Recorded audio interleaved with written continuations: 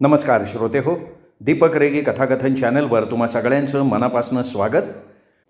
श्रोते हो, आज मी तुम्हाला ऐकवणार आहे अंजना कर्णिक यांच्या प्रकाश वाट या कथासंग्रहातली कथा आणि कथेचं नाव आहे भेटी लागी जीवा. पण श्रोते हो, तत्पूर्वी तुम्ही जर आत्ता चॅनलवर पहिल्यांदा आला असाल किंवा अजूनपर्यंत तुमच्याकडनं चॅनल सबस्क्राईब झालेलं नसेल तर एकच विनंती करतो, कृपया चॅनल सबस्क्राईब करा. ऐकूया श्रोते हो, अंजना कर्णिक लिखित भेटी लागी जीवा. प्रत्येकाला आपल्या जीवनात कसली ना कसली तरी आस लागलेली असते. कुणाला ओढ असते ईश्वरप्राप्तीची, कधी कोणी प्रियजनांच्या भेटीसाठी आतुर असतो, तर कुणाला सर्व सुखांच्या प्राप्तीची इच्छा असते. या कथेतल्या महादेवाला ओढ लागली आहे ती त्याला 17 वर्ष दुरावलेल्या पत्नीच्या यशोदेच्या भेटीची. नियतीच्या हातातलं बाहुलं बनून तो एक खुनी ठरलाय, एक वेडा बनलाय, खुनी वेडा. डॉक्टर दयाघन विचारे या देवमाणसानं त्याला माणसात आणलं. महादेवाचा तुरुंगवास संपला. तो भानावर आला आणि मग तो व्याकुळला आपल्या बाबांच्या भेटीसाठी, जे त्याचे जन्मदाते नव्हतेच. बालवयातच ज्या बहिणीची ताटातूट झाली त्या नर्मदेला भेटायला तो आसुसलाय. अनेक दुःख भोगूनही देवावर त्याचा राग नाही, त्याची श्रद्धाच त्याला त्याच्या सुखापर्यंत नेईल याची खात्री आहे त्याला. शेवंता ही या महादेवाची आई. धोक्याच्या वळणावरच्या वयात घडलेली चूक सुधारण्यापेक्षा ती वाहत गेली एका आभासी सुखाच्या मागे. बालवयात झालेले लाड आणि तिचं रूप तिला आडवाटेला घेऊन गेलं. दुसऱ्याचं सुख ओरबाडून सुखी होण्याच्या हट्टीपणामुळे ना ती सुखी होते ना महादेव. यातून उठतं ते एक जीव घेणं वादळ. तिला स्वतःची चूक उमगते, पण आता फार विलंब झालाय. महादेव आणि यशोदा आता तिच्या सावलीपासूनही दूर पळतील असं वाटतंय तिला. आता फक्त एकदाच भेटायचं आहे मुलाला, त्याची क्षमा मागण्यासाठी. देवाकडे त्याचं सुख मागतीये ती, एक वाट चुकलेली आई. नागपूर जेलमधनं महादेवची रवानगी अकोल्याच्या मेंटल हॉस्पिटलमध्ये झाल्याला आता बरेच दिवस लोटले होते. औषधोपचार आणि शॉक ट्रीटमेंटच्या अखंड माऱ्यानं तो अजून पूर्णपणे माणसात आला नसला तरी त्याचा जंगली आक्रस्ताळेपणा, पशुवत वर्तन कमी झालेलं होतं. वर्षापूर्वी महादेवाला अत्यंत बेभान, आक्रमक आणि धोकादायक ठरू शकेल अशा अवस्थेत शासकीय मनोरुग्ण इस्पितळात आणलं होतं. वाढलेली दाढी, तेलपाण्याविना राठ जटा झालेले विस्कटलेले केस, मळके फाटके कपडे, हातापायाची बोकडासारखी वाढलेली काळीकुट्ट नखं, असं त्याचं ओंगळवाणं रूप. आणि वर्तन, अरे बाप रे!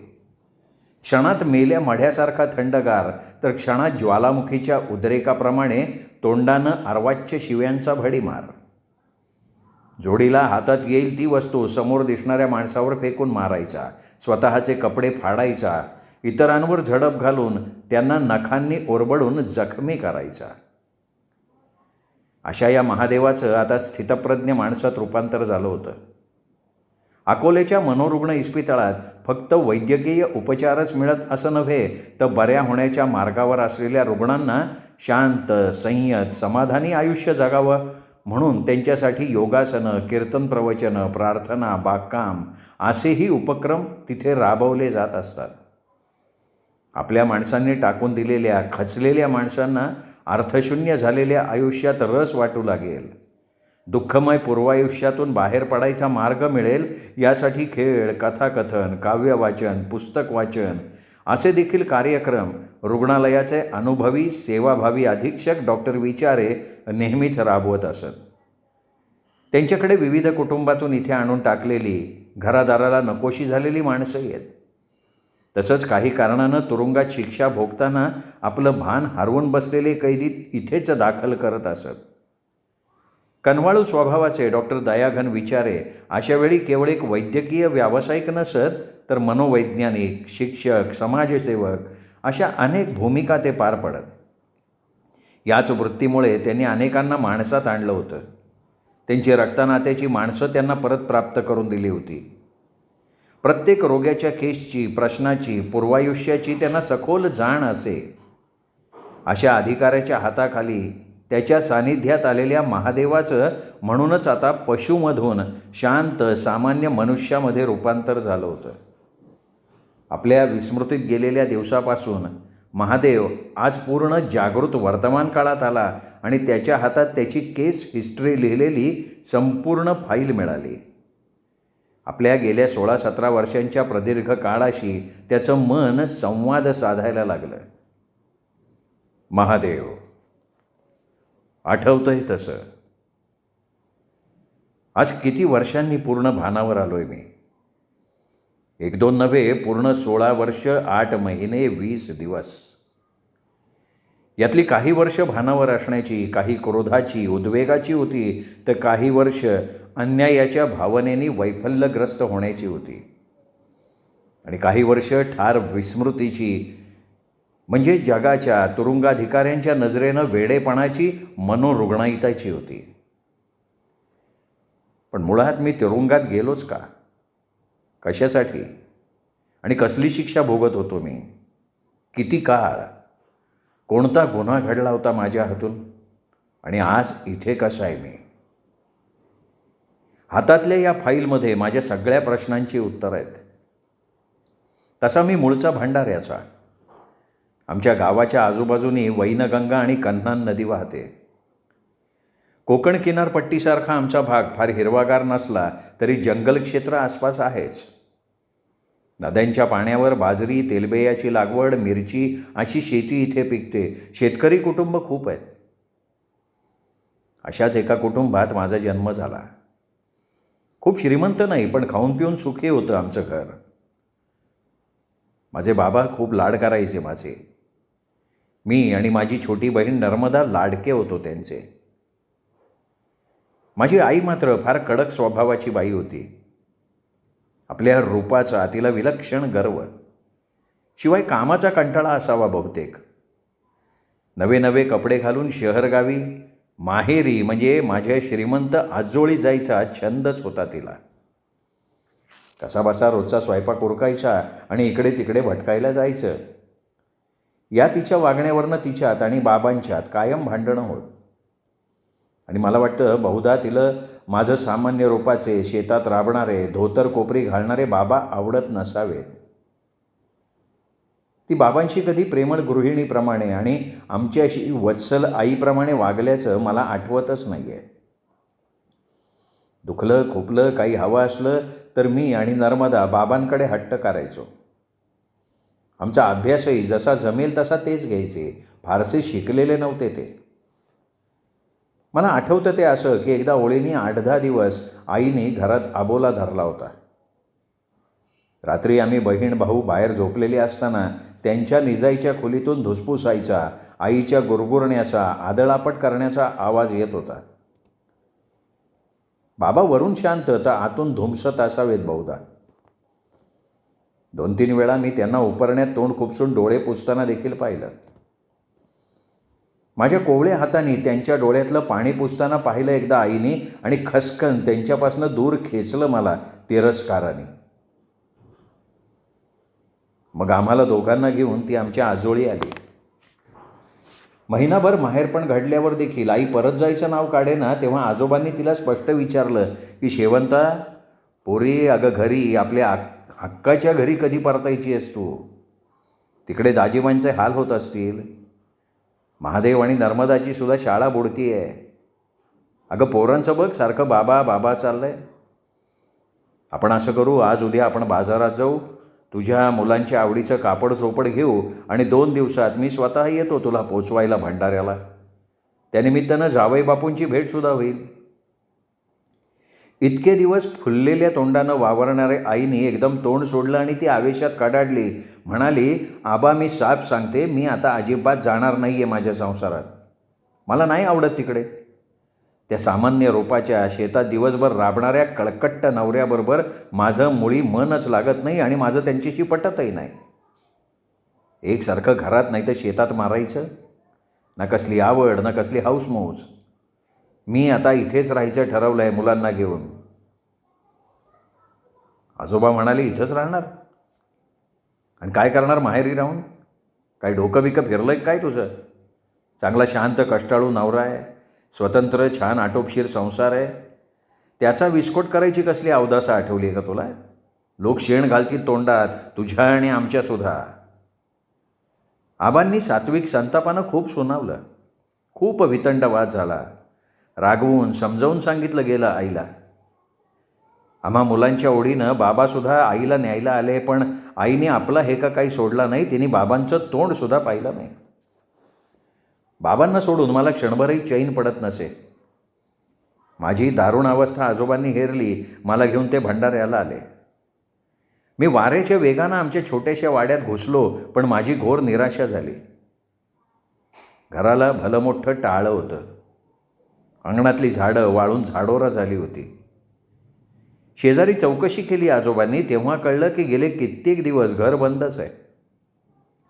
बाबांचा ठावठिकाणा कळेना.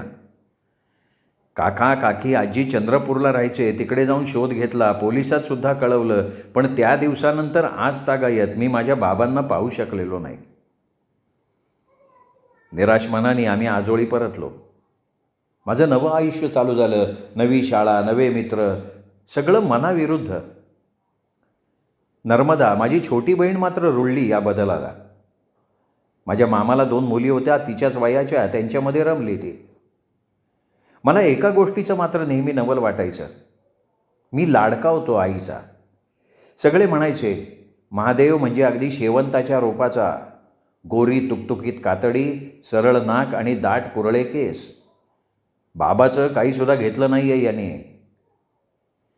हे असं काही ऐकलं की मला फार राग यायचा, पण आई मात्र गूढ गंभीर हसायची, मला मिठी मारून कुरवाळायची. पण मला जाणवायचं त्या बालवयात सुद्धा आईच्या त्या स्पर्शात, मिठीत वत्सल प्रेम, माया नसायची. असायचा तो माझ्या आणि तिच्या रूपाचा अभिमान आणि कसली तरी गूढता. माझी छोटी बहीण नर्मदा, ती मात्र आईची दोडकी असावी बहुतेक. प्रसंगी चिडून नर्मदेच्या पाठीत दणके घालून ती म्हणे, कुठून हा काळा रंग आणि फेंद्रं नाक घेऊन आली कार्टी, देव जाणे, माझी लेक अजिबात शोभत नाही आहे. अशावेळी नर्मदावर आजी आजोबा जास्तच माया करत.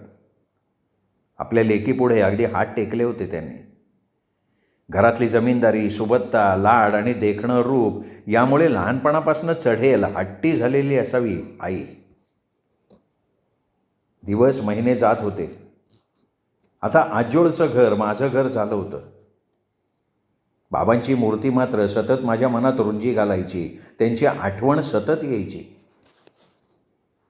नवरात्रीचे दिवस आले.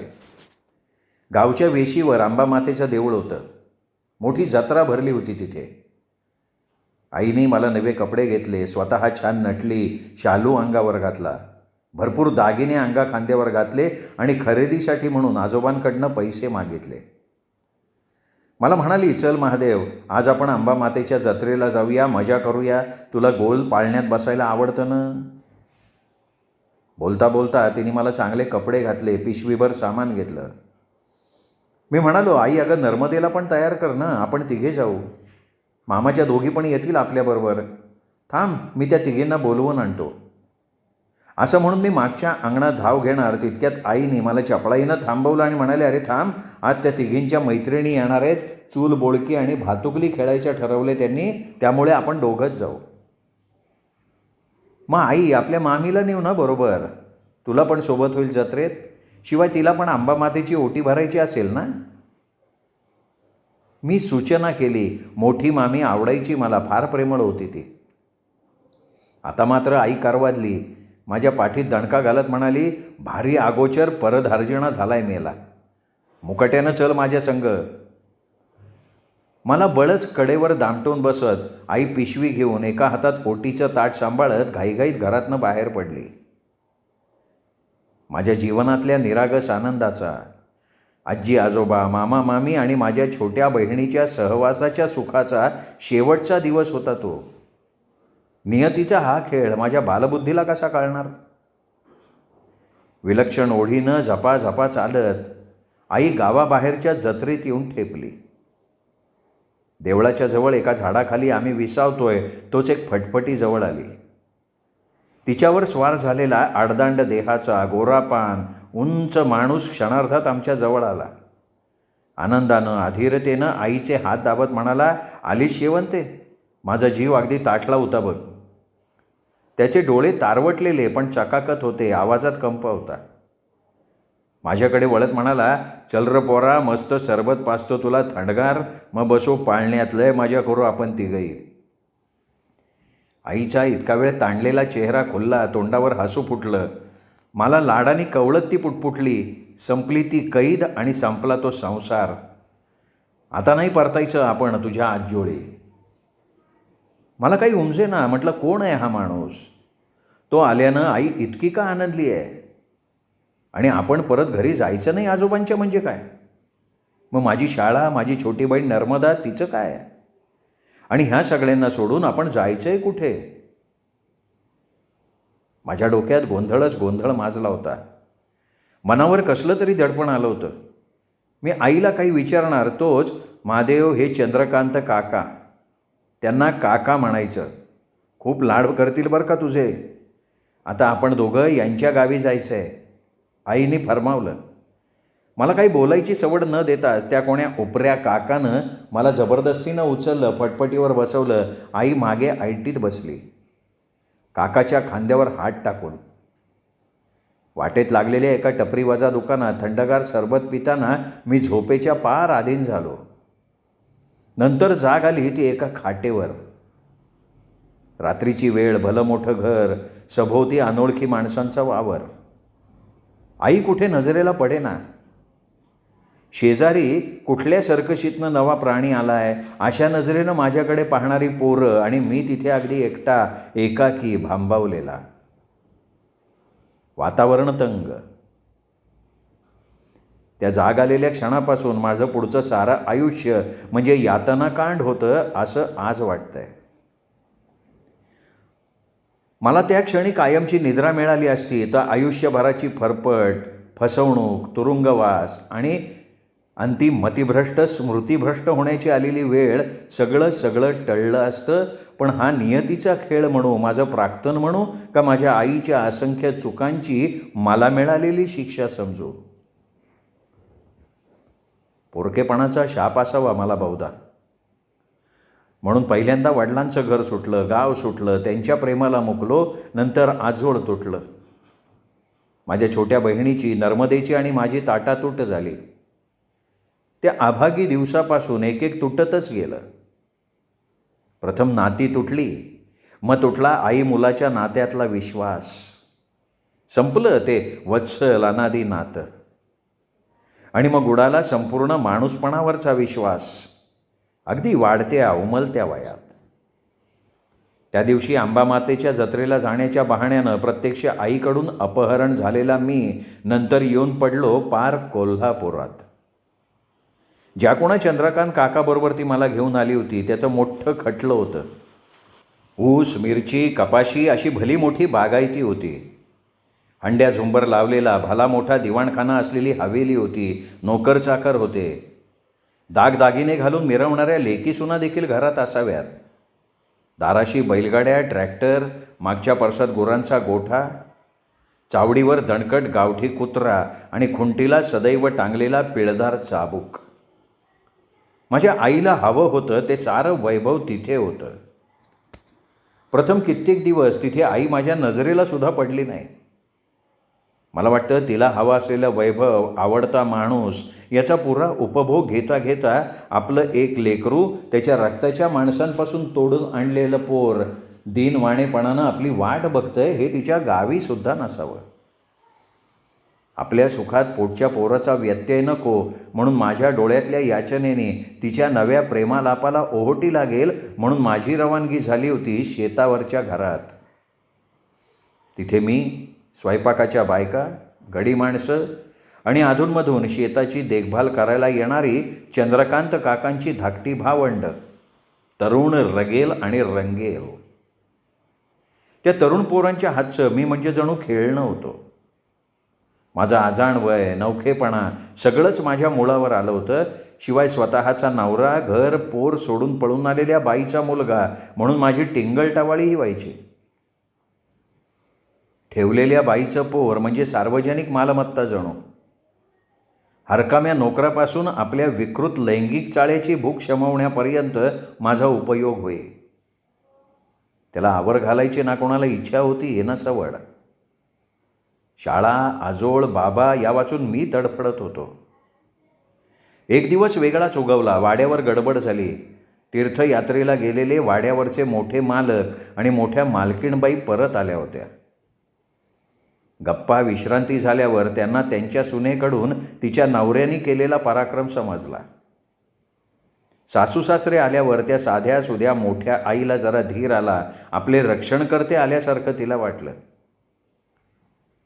दाराजवळच्या खुंटीवर टांगलेला पिळदार चाबूक मोठ्या मालकांनी हातात घेतला आणि त्या चंद्रकांत काकाची मस्तीच उतरवली. त्यावेळेला माझी आई मोठ्या मालकांच्या पायावर कोसळत म्हणाली की मामंजी नका त्यांना मारू, हवं तर मला मारा, काय वाटेल ती शिक्षा करा, पण आम्हाला तोडू नका एकमेकांपासनं. ते म्हणाले तू गपे, मामंजी म्हणून मला हाक मारायचा तुला अधिकार काय आहे? माझ्या मागे माझ्या पोराबरोबर स्वतःचा संसार टाकून यायला लाज नाही वाटली तुला? चालती हो इथनं, तोंड काळं कर तुझं. दुसऱ्याच्या संसारात शिरून मजा मारणारी कूळ बुडवी आहेस तू. आई म्हणाली मामंजी, दैवाच्या तुमच्या आणि माझ्या आबांच्या मनात असतं तर मीच पहिल्यांदा तुमची सून म्हणून या वाड्यात आले असते. तुमची लेक मी 16-17ची असताना यायची आमच्या गावी, म्हणजे त्यांच्या आत्याबाईंच्याकडे. एकाच पेठेत तुमच्या बहिणीचं आणि आमचं घर होतं. तिथेच आमच्या दोघांचं प्रेम जमलं. आम्ही आणाबाका घेतल्या देवळात देवाच्या साक्षीनं. आत्याबाईंना सगळं कळलं. त्यांना त्यांच्या धाकट्या जावेची पोर सत्यभामा द्यायची होती तुमच्या घरात, म्हणून माझ्या आबांना जाऊन खोटं नाटं त्यांनी सांगितलं. आम्ही दोघं लहान होतो. आबांनी रुद्रावतार घेतला, मला कोंडून घातली. यांचा तुमच्या लेकाचा भरपूर पाणउतारा करून हाकलून दिलं गावातनं आणि लगोलग माझं लग्न लावून दिलं भंडाऱ्याच्या एका सामान्य रूपाच्या सामान्य शेतकऱ्याशी. मोठे मालक म्हणाले, मूर्ख पोरी, एकदा लगीन झाल्यावर त्या घराशी त्या माणसाशी प्रामाणिक राहायचं वळण आहे आपलं. गेलेले क्षण परत येत नसतात कधी. मोठे मालक तिरस्कारानं कडाडले होते. आई म्हणाली, मामंजी, माझ्या मनाने आम्ही घेतलेली शपथ खरी मानली. त्या शपथेसाठी मी जगले. बाकी केला तो व्यवहार, संसार. व मामंजी, तुमच्या घराचा वंश होता तेव्हा माझ्याजवळ माझ्या महादेवाच्या रूपानं, आणि तोच घेऊन आली मी यांच्या संग. आईच्या तोंडून बाहेर पडलेल्या सत्यानं साऱ्या घराला ग्रहण लागलं. मोठ्या मालकांची अवस्था कोंडीत सापडलेल्या वाघासारखी झाली होती. आई आणि चंद्रकांत काका म्हणजे मी त्यांचा मुलगा. माझे लाडके बाबा, भंडाऱ्याचं साधंसं माझं घर, माझी बहीण नर्मदा, कुणीच माझं नव्हतं. मग माझं कोण? ऐकल्यापासनं माझी नुसती तडफड चालली होती. शेवटी माझ्या या नव्या आजोबांनीच मार्ग काढला. आईनी आणि मी शेतावरच्या घरात राहायचं. चंद्रकांत काका म्हणजे नव्यानं कळलेल्या सत्यानुसार माझे बाबा अधूनमधून तिकडे येतील. आईला ही तडजोड मान्य करावीच लागली, अन्यथा माझ्या या नव्या आजोबांनी तिला एकटीला तिच्या वडिलांकडे पोस्ती करायची धमकी दिली होती, मला आपल्याजवळ ठेवून घेऊन. मी म्हणजे कळसूत्री बाहुली होतो. ज्याच्या हातात असेल त्याने हवं तसं नाचवावं. काय असेल ते असो, घरादाराच्या सुखाला, शांतीला, अब्रूला आणि प्रतिष्ठेला आग लावणारी माझी आई जरी साऱ्या घराला तिरस्करणीय वाटत असली तरी माझ्यावर माझ्या या नवी आजोबांचा लवकरच लोभ जाडला. कदाचित माझा साधा भोळा, नम्र, लाघवी स्वभाव किंवा माझ्यावर बालवयात आलेली संकट यामुळे त्यांना माझ्याबद्दल माया निर्माण झालेली असावी. शेवटी रक्ताची ओढ होती ना ती. आजोबांच्या पुढाकारानं माझं वाड्यावर येणं जाणं सुरू झालं. माझं शाळेतसुद्धा नाव टाकण्यात आलं. सतत खंड पडत गेलेलं माझं शिक्षण परत सुरू झालं. आमच्या भंडाऱ्याच्या शाळेपेक्षाही कोल्हापुरातली शाळा किती मोठी होती, चांगली होती. पण आता भंडाऱ्याला माझे बाबा नव्हते, नर्मदा नव्हती. त्या दोघांची आठवण झाली नाही असा एकही दिवस नव्हता माझ्या आयुष्यात. चंद्रकांत काकाला मनापासून मी बाप म्हणून कधी मानलंच नाही. वाड्यावरची मोठी आई आणि माझी सावत्र भावंड यांनी देखील मला कधी आपलं मानलं नाही. त्यांच्या मनात माझ्याबद्दलच्या द्वेषाचा विषवृक्ष फोफावतच राहिला आणि त्यातूनच पुढचं महाभयंकर रामायण घडलं. यथावकाश माझं शालेय शिक्षण संपलं. शेतकी कामाची मला बालवयापासून आवड. शेतावरच्या गड्यांकडनं मी सगळं शिकत गेलो. त्यामुळे या नव्या आजोबांचा आणि चंद्रकांत काकांचा माझ्या बाबांचा मी लाडका झालो. वाड्यावरच्या मोठ्या आईला सुना आल्यावर, वाड्याच्या नवीन मालकिणी आल्यावर माझ्या आईनं माझ्या लग्नाचं लावून धरलं. आई, आजोबा, आजी यांच्या प्रयत्नांमुळे माझ्यासारख्या जीवनात नव्यानं यशोदा आली माझी जीवनसाथी बनून. आपल्या सासूला देखणेपणात मागे टाकेल अशी माझी यशोदा रूपगुणवान, सगृहिणी होती, निष्ठावान होती. माझं हे प्रथमच सोनपावलांनी आलेलं सुख वाड्यावरच्या मोठ्या आईच्या माझ्या मोठ्या सावत्र भावाच्या डोळ्यात खूपत होतं बहुतेक. इतक्या चांगली आजी आजोबांची, त्यांच्या सावलीत वाड्यावर अष्टप्रहर असणारी माझी विक्रम आणि विराट ही सावत्र भावंड माझ्या रूपवान यशोदेवर वाईट नजर ठेवून असतील हे मात्र माझ्या मनातही कधी आलं नाही. ऐन सुगीचे दिवस होते ते. गावात सर्वत्र उत्साहाचं वातावरण होतं. खळ्यात मळ्यात कापणी मळणीची कामं भरायला आलेली. माझी यशोदासुद्धा माझ्याबरोबर शेतात राबायची. आता आईसुद्धा पुरती निवळली होती. शेतावरच्या घरात आमचं तिघांचंच प्रेमाने बांधलेलं कुटुंब सुखाची चाहूल अंगावर घेत आनंदात राहत होतं. आजी आजोबा मात्र अधूनमधून आपल्या नातसुनेला भेटायला यायचे शेतावर. हल्ली त्या दोघांची तब्येत पूर्वीसारखी नव्हती राहिली. आजोबांनी मी कसत असलेलं शेत आणि आमचं राहतं घर माझ्या आणि यशोदेच्या नावावर करून देऊन आमच्यावरचं त्यांचं प्रेम आणि विश्वास सगळ्यांना दाखवून दिला. वाड्यावरच्या नातवांचा विरोध डावलून शेतावरच्या विहिरीवर नवा पंप बसवायचा होता म्हणून मी आणि बाबा शहरगावी गेलो होतो. येणाऱ्या सणानिमित्त लाडक्या सुनेसाठी काही आवडीनं आणावं म्हणून आईसुद्धा आमच्याबरोबर आली. एरवीसुद्धा तिला शहरगावी हिंडाय फिरायला आवडायचं. सारी खरेदी आटपून गावी यायला संध्याकाळ झाली. दिवे लागणीला आम्ही परतलो तर घरात सगळीकडे अंधार. कुठे कसली हालचाल नाही. यशोदे, अगं यशोदे, आहेस कुठं तू? आणि दिवे लागणीला असा अंधार करून काय बसली आहेस? मी हातातलं ओझं अंगणात ठेवत साद घातली. आतून प्रत्युत्तर नाही का हालचाल नाही. धास्तावून घाबऱ्या घुबऱ्या आई आत शिरली. अगं यशोदे, पोरी, आहेस कुठं तू? बरं नाही का पोरी तुला? आईनी एकीकडे भराभरा दिवे उजळले. सर्वत्र प्रकाश पडला आणि समोर जे दिसलं ते महाभयानक होतं. बेशुद्ध होऊन निर्जीवाशी यशोदा अस्ताव्यस्त अवस्थेत माझघरात पडली होती.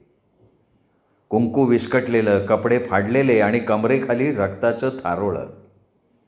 आईने मोठ्यांदा हंबरडा फोडला. म्हणली, पोरा महादेवा, कुणी मेल्यानं घात केला रे. आपल्या पोरीला पुरतं नासवलंय की रे.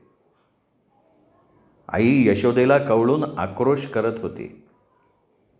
भराभरा पाणी आणून मी यशोदेच्या तोंडावर शिंपडलं.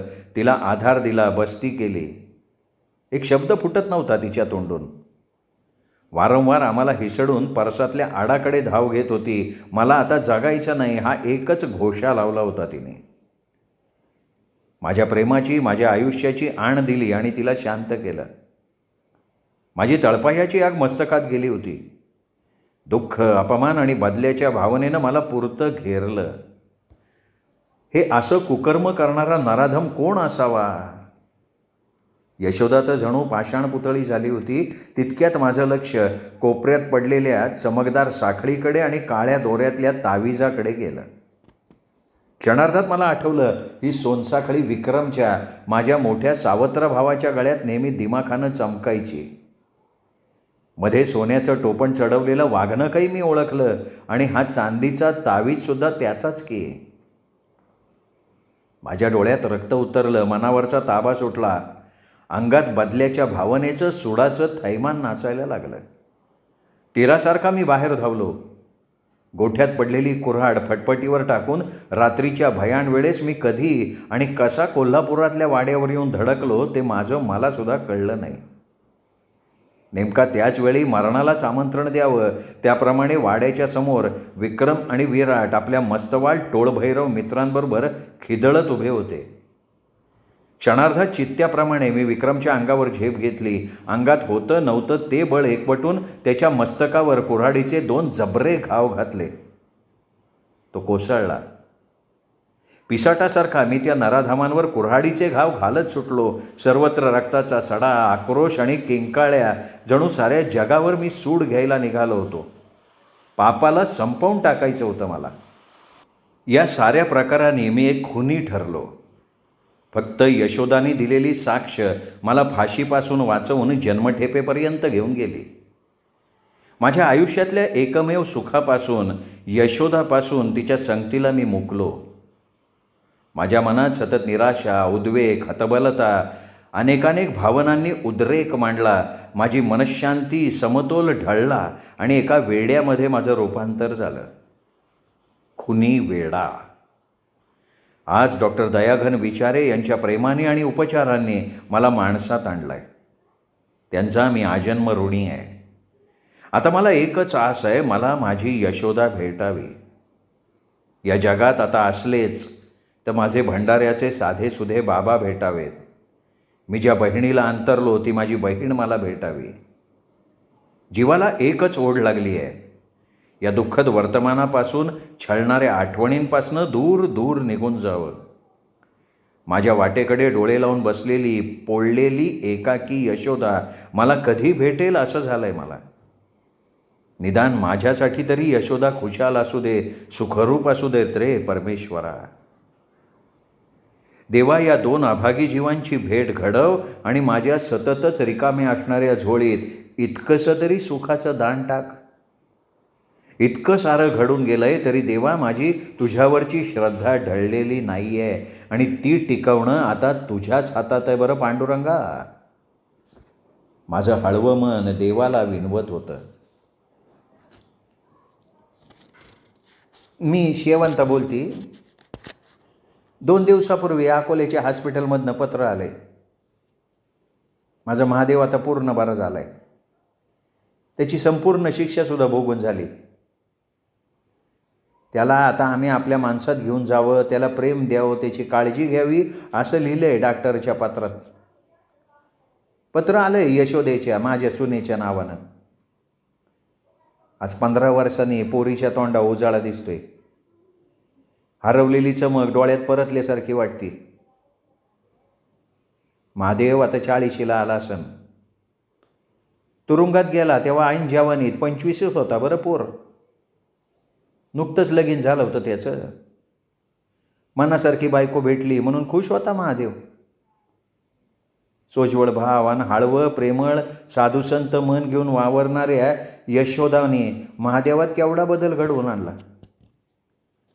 सदैव घुम्यासारखा परकेपणानं वावरणारा महादेव, मनोमन खंतावणारा, मधीच हरवून जाणारा महादेव आता माणसात आलता. त्याच्या चेहऱ्यावर समाधानाचं हसू पसरलं होतं पुण्या. खरं त्याचं अवघं बालपण दुःखात उपरेपणात जायला मीच तर कारणीभूत आहे ना. म्हणून तर त्याच्या नजरेत माझ्यासाठी नेहमी तिरस्कारच दिसायचा मला. जणू काय मी त्याची आई नव्हतेच. त्याला माझी ओढ नव्हतीच कधी. सदैव नजर हरवलेली. झोपेत सुद्धा त्याच्या तोंडी त्याच्या भंडाऱ्याच्या बाबाचं नाव. आणि मला होती का त्याची ओढ? वाटायचं मला त्याच्याबद्दल प्रेम? दिली का मी कधी त्याला आईच्या प्रेमाची ऊब? दिला का कधी माझ्या पोराला मी विश्वास? काय अधिकार आहे मला हा शब्द उच्चारायचा तरी? साऱ्यांच्या विश्वास गमावून बसलेली आईबाप, विवाहाच्या पवित्र बंधनांनी माझ्याशी गाठ बांधलेला माझा साधा भोळा नवरा आणि 2 आजान लेकरं, सगळ्याचा विश्वासघात करून आपलं सुख शोधायला निघालेली एक मूर्ख, छछोर, गर्विष्ठ मुलगी होती ना मी तेव्हा. 16वं वरीस धोक्याचं म्हणतात ना, ते खरं असावं बहुतेक. साऱ्या आयुष्याचं वेध घेणारं वय ते. येडं खुळं अविचारीच ना वय ते. त्यात मी अत्यंत देखणी, जमीनदार घराण्यातली लाडावलेली लेक, 4 भावंडातली एकुलती एक मुलगी. सारखं आपल्या मनाप्रमाणे करून घ्यायची सवय लागलेली, साऱ्यांवर हक्क गाजवणारी, म्हणून शेजारच्या घोरपड्यांकडं पाहुणा म्हणून आलेल्या तरण्याबाण डौलदार चंद्रकांतकडं माझं मन वड घ्यायला लागलं. त्या वेळेला मनाला जराही आवर नाही घातला मी. जणू मनाला भावणाऱ्या त्या तरुणावर प्रेम करायचा, त्याच्या संग रमायचा तारुण्य सुलभ अधिकारच होता माझा तो. नव्या परिचयाचं रूपांतर परस्पर वडीत कवा झालं कळलं बी नाही. मनाने आजन्म एकमेकांचे व्हायचे शपथा घेतल्या आम्ही. वडीलधाऱ्याच्या नजरा चुकवून गावाबाहेरच्या जंगलवेशीवर दिवसभर एकमेकाच्या संगतीत आमचा समजा दिवस जायला लागला. वेशीवरच्या अंबाबाईच्या देवळात देवीसमोर एकमेकाच्या गळ्यात फुलमाळा घालून आणि देवीसमोरचं कुकू कपाळी लावून आम्ही लगीन लावलं.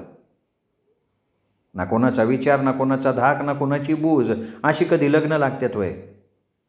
पण ते कळायचं वय नव्हतं ना ते. मनाची ओढ शरीरवासनेच्या प्रवाहात वेगवान होऊन भिरभिरायला लागली. त्यातच आनंद वाटायला लागला. आमचं छुप प्रेम बहराला यायला लागलं. मांजर डोळे मिटून दूध पित असलं तरी बघणाऱ्याला ते दिसतंच की. गावच्या वेशीवर रानगवत कापायला येणाऱ्या शेतमजूर बायांच्या नजरेला आमचे हे तरुणपणातले प्रेम चाळे पडले. बातमी आबापर्यंत जाऊन धडकली. गावात होणारी कुजबूज आता वार्ता होऊन माझ्या 4 भावंडांपर्यंत पोचली. दुखावलेल्या आईबाबांनी जाब विचारला. माझ्या 4ही भावांनी चंद्रकांतला आबासमोर हजर केलं, दरडवलं, त्याचा अपमान केला. मला आवडेल ते मला मिळालंच पाहिजे या आजवर पोचलेल्या भावनेने फणा काढला. मी निर्लज्जपणे माझ्या स्वैर वर्तनाची कबुली देऊन टाकली आणि देवळात आमचं लग्न आधीच झालंय बेधडकपणे सांगून पण टाकलं. आता आबाचा नाईलाज झाला. माझं हे स्वैर घराण्याची मानमर्यादा घालवून केलेलं वर्तन जरी कुणाला आवडलं नाही तरी आमचं प्रेम आणि माझा हट्ट याच्यापुढं आबाने हार मानली. ते स्वतः मोठ्या भावाबरोबर चंद्रकांतच्या आत्याबाईकडं म्हणजे घोरपड्याच्या वाड्यावर गेले. वाटलं होतं आता सगळं आनंदात पार पडल. वडीलधाऱ्यांच्या आशीर्वादाने आपण चंद्रकांतची बायको म्हणून पाटलाच्या घरची सून होऊ. पण घडलं ते भलतंच. आत्याबाईच्या कपटीमानाचा ठाव काय लागला नाही. त्याने काय चाल खेळली आणि का खेळली ते फार उशिरा समजलं. पण तोपर्यंत होत्याचं नव्हतं चालतं ना. भावाशी पुढं जाऊन बोलणी करून येते, भावाला तुमची सोयरीक मान्य करायला लावते असं वचन देणाऱ्या आत्याबाई परतल्या. ते आपल्या पुतणीचं लग्न चंद्रकांतशी लावूनच माझा आबांचा पूर्ण विश्वासघात केला त्यांनी. शेजारी म्हणवत होते आम्हाला ते घोरपडे. जणू काय देवाने मला शिक्षा केली. मी नाही का माझ्या आईबाबांचा विश्वासघात केला. जशास तसं घडलं. गावात तोंड दाखवायला जागा नाही उरली. दुःखाच्या संतापाच्या भारात आबांनी मग माझं लग्न लावून दिलं एका साध्या सुमार रूपाच्या काळ्याशार वर्णाच्या शेतकऱ्याशी. मला लय लांबवर भंडाऱ्याला उजवून टाकले आबाने. माझा विरोध पूर्णपणे मोडून काढला आणि माझी पाठवणी केली. माझा साधासुद्धा नवरा आपला देखण्या गोऱ्या बायकोला लय जपायचा, खूप प्रेम करायचा. अगदी जवळची आपली म्हणावी अशी फारशी माणसं नव्हती माझ्या सासरी. शिवाय फार मोठी शेती बाती सुबत्तासुद्धा नव्हती तिथं. आबांकडं अत्यंत लाडात वाढलेल्या कामाची जराही सवय नसलेल्या मला हे मनाविरुद्ध लागलेलं लग्न जराही मान्य नव्हतं. पण इलाजच नव्हता. आवडत्या नवऱ्याचा सतत पाणउतारा करायची मी. जणू काही त्याच्या अपमानानं माझ्या दुखऱ्या मनाला समाधानच वाटायचं. त्या नावडत्या संसारात पण 2 पोरांना जन्म दिला मी. लग्नानंतर लगेचच दिवस गेले बायकोला. याचा आनंद आणि देखण्या बायकोची प्राप्ती या समाधानात आपण फसवले गेलो याची जरासुद्धा जाणीव नव्हती माझ्या त्या नवऱ्याला. दिवस पूर्ण भरायच्या आधी 7व्या महिन्यातच आपल्या पहिल्या लेकाचा जन्म झाला. यामागं काहीतरी काळं बेरा असावं अशी शंका पण त्यांना आली नाही. मी मात्र माझ्या लेकाचं रोपडं बघून खूप आनंदले. माझी खात्रीच पटली की हे आपल्या असफल प्रेमाचं प्रतीक आहे. चंद्रकांतने आपल्याला दिलेली भेट आहे, चंद्रकांतची आठवण आहे. जगराहाटी आणि माझा मनाविरुद्ध चाललेला संसार यात नर्मदेचा जन्म झाला. तिने मात्र रंग रूप सगळं आपल्या बापाचं घेतलं होतं. मला अगदी नजरेसमोर नको असायची ती. दरवर्षी माहेरपणाला मी आबांकडं जायची. सगळ्यांना वाटायचं पोर आता रुळली संसारात, तारुण्यातली चूक सुधारली पोरीनं. अशातच एकदा चंद्रकांत आला आपल्या सासूरवाडीला. पुन्हा देवीच्या देवळात आमची गाठ पडली. जुनी ओढ, जुनं प्रेम आलं ओफाळून. महादेवाच्या रूपात आपलं रूप बघून चंद्रकांत काय समजायची ते समजला. आपली आणि त्यांच्या शेवंताची ताटातूट व्हायला कारण झालेल्या आत्याबाईवर सूड घ्यायच्या भावनेनं आणि माझी ओढीनं त्यांनी तुटलेली गाठ पुन्हा बांधायचं ठरवलं. मी पण माझी कर्तव्य, माझा लेकीचा, बायकोचा, आईचा धर्म विसरला आणि त्याच्या बेतात सामील झाले. पोटच्या पोरीला, प्रेमळ नवऱ्याला, आईबाबाला सोडून स्वतःचं सुख शोधायला कुशाल बाहेर पडले, सुखाची निशाणी घेऊन, म्हणजे महादेवला घेऊन. पण एका विवाहित स्त्रीचं सुख ओरबडून घ्यायचं, कोणाला तरी आजन्म दुःखात लोटून आपण सुख भोगायचं, दुसऱ्याचा विश्वासघात करायचा, या पापाला नियती कशी क्षमा करणार? ती शिक्षा देणारच. पण ही नियतीची शिक्षा भोवली माझ्या लेकाला, महादेवाला, आणि त्याच्या निष्पाप अशा बायकोला, यशोदेला. माझं चंद्रकांतबरोबरचं जगणं अनेक दुःखांना, सोडाच्या भावनेला जन्म देत होतं. त्या सोडाच्या भावनेत बळी गेला माझ्या यशोदेचा, तिच्या पावित्र्याचा, आणि जळाला माझा महादेव. त्याचं अवघं तारुण्य जेलच्या गाजाड आणि वेड्यांच्या सहवासात जळालं, आणि मी हरवलं माझं आईपण. माझ्या पोटच्या गोळ्याच्या दुःखाला मी कारणीभूत झाले. आता यशोदा महादेवाला घेऊन येईन. कसं दाखवू मी माझं काळं तोंड त्याला? कोणच्या तोंडाने त्याची क्षमा मागू? मला खात्री आहे आता यशोदा आणि महादेव माझ्या सावलीपासून बी दूर जातील.